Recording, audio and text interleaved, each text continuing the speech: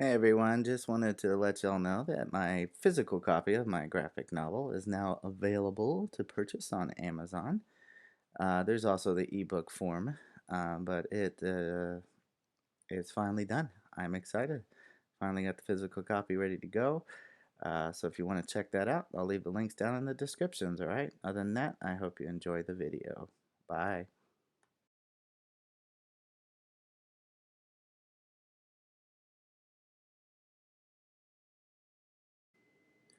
Hello, everyone, and welcome back to Wicked Art. It's Wicked here, and today I'll be discussing my process for coloring this ginormous, huge 2-page spread. For the little warning I put at the beginning, it's just because the person I'm doing this comic book for is made up a character whose name, he's a giant chipmunk with a giant set of, for lack of a better word, balls, which is why his name is Big Balls.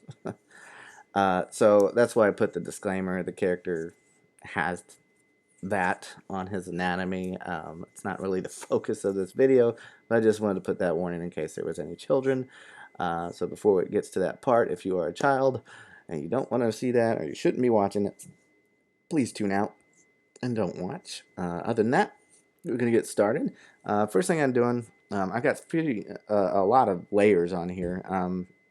Really just was trying to, again, because with my 2-page spreads or just like an image that's just being singled out, I really try to emphasize as much detail as I can while also really drawing the viewer's eye. I want it to dance all over the page and still have a main focus, which is why I have one of the main characters doing a laser blast. Now, before you say anything in the comments about, well, it's just Batman, that's just Superman, I've explained before this comic book that I work on called Capes and Cows.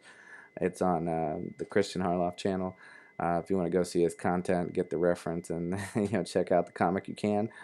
Um, but they're spoofs of people like Superman or Batman or Spider-Man or just anybody. It's just a fun little comic that we put together to do that. So if the character seems similar to something else, it's intentional. It's not meant to not be intentional. But as you can see, I'm doing like a full 2-page action spread. So what I'm doing is I just added a new layer underneath my, the center figures with the chairman, which is the main guy in the center, who looks kind of like Superman, who's blasting the zombie creature. That I just called those main lines because I want that to be the main focus. And then I did regular lines, which is the layers I'm coloring on now. So I'm just adding a layer underneath these lines and just adding color too. This way I get all my flats down in there. And for the zombies, if you watched any of my other video, I just picked a basic kind of like a ghoul skin color of like a gray. I didn't want to go with that traditional look of either just flesh tone or a green. I wanted to go for more of like a traditional, like a ghoul kind of gray skin thing. It was a little difficult picking some of the, the clothing colors, just because I didn't want it to be too saturated with the same colors everywhere. So I mean, the likelihood of you running into more people who's just wearing all black or just base colors is probably more prominent, but I just didn't want a repetitiveness of color in there. So I changed up with a lot of different colors that just stand out. And then with the hairstyles and stuff, I want to make sure I get a little bit of everybody in there: black hair, orange hair, some blonde, stuff like that. And then really showcase, like I said, this is a comic with a lot of violence. So kind of picture it like if the boys comic, there's a lot of violence and stuff in there. So that's, why there's a lot of destruction and death going on in the imagery. So now I'm back in the background. I'm getting down the color flats for that. And the reason why I like working with the background um, first over some other things, like you'll see there's some frame panels that I did not color in, and that's because I'm going to treat it a little bit differently since there's a massive glowing effect, a surge of energy.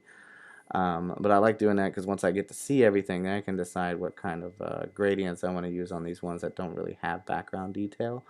And Photoshop has this really nice new ease of a gradient with the circular and or radial and horizontal, which is really cool. It's a nice smoother transition than what it used to be, and you can control it a lot more. And then what I'm doing here is this character here, Speed Talker. He talks really fast, but he's kind of based on Spider-Man a little bit. But he projects these little webbings in there, so he can generate different forms of energy, heat, lightning, and stuff like that. So in this particular instant, he's using the electricity.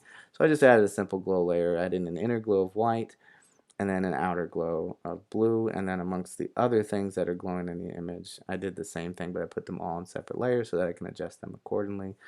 Um, and then same thing with the laser eyes. I just did them all the same way. Now some people will sit there and just kind of paint and color over the line work with like an airbrush. For instances like this, like with the lasers, I find that the glow effect on the outer glow tends to highlight it and paint over those lines anyway, so it's not really necessary. And that way you can still kind of see the line work and it doesn't fade it out. Now I do use it though for the character who's being blasted and the other character who is using her telekinetic powers in like an overdrive type sense. But I always do the shading in the background first, just so that I can get an understanding of where the light's coming from. Now, I am 100% still the person who tends to lean more towards doing what looks cool as opposed to what's accurate.